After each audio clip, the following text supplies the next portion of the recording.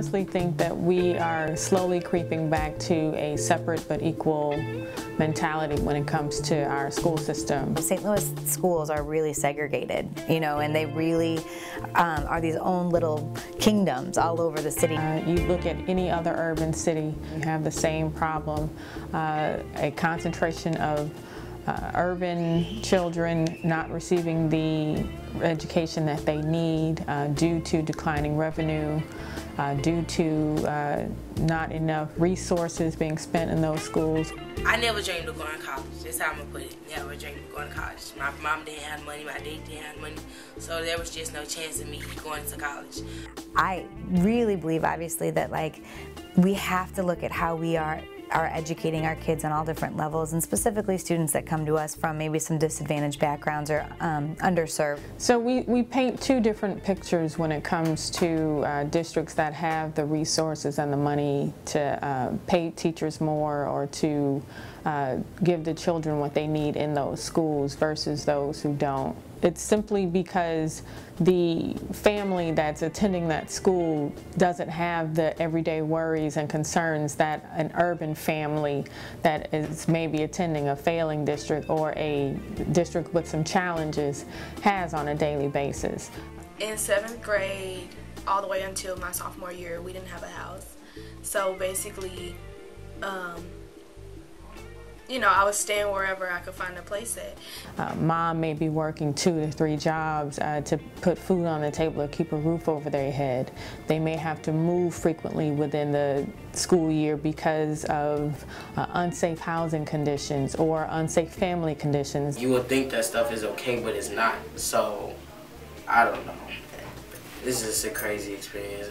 What's really hard to do is to try to tease out and figure out what is the antecedents, what's going on with this young person that is the reason why we're having all these different pieces. Like, is it their emotional development? Has there been a significant event in their earlier life that has left them needing repair and restoration? The end of my freshman year, my dad got a house.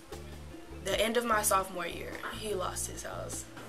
I didn't know where support was coming from, so it was just like, where you going to get support from? Sometimes I think of what some of my kids have gone through, some of my students have gone through, and I often think like I couldn't have handled that level of pressure, and they're 11, 10, 12, and they're doing the same thing. So to expect them to come into school, forget all that stuff, and learn is not going to happen. When it first happened, I was 12.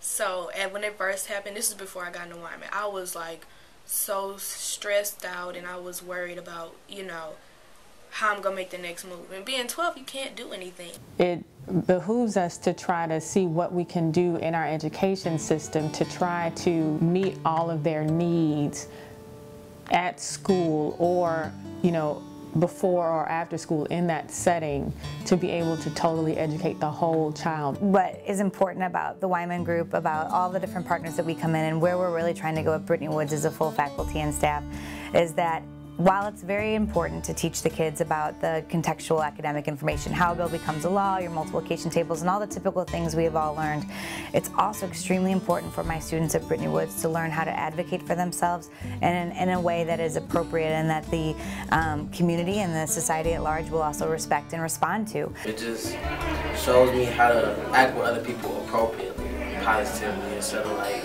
just coming up and being like so negative. I'm a lot more positive. Like, if a situation is going bad, I'll see different avenues that I can go to.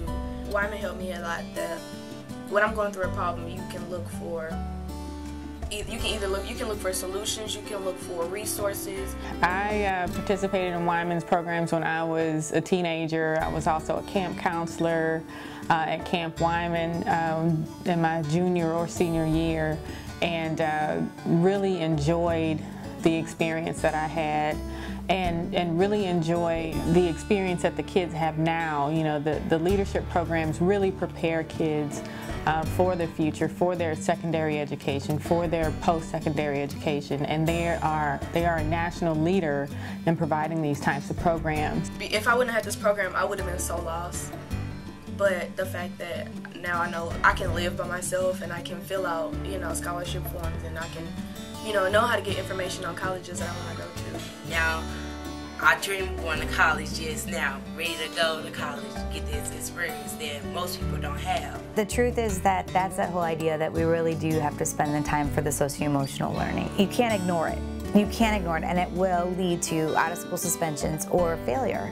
And so while we oftentimes at school say, oh, we're just the education institute, we're here for the academics, if you don't meet those other needs, the kids will fail. So partnering with someone like Wyman, who has really done a great job of being professional, organized, I can count on, makes a world of difference for me as a building principal, because I don't have to worry what they're teaching the kids, where it's coming from, what the curriculum looks like. It runs seamlessly, and it's been wonderful.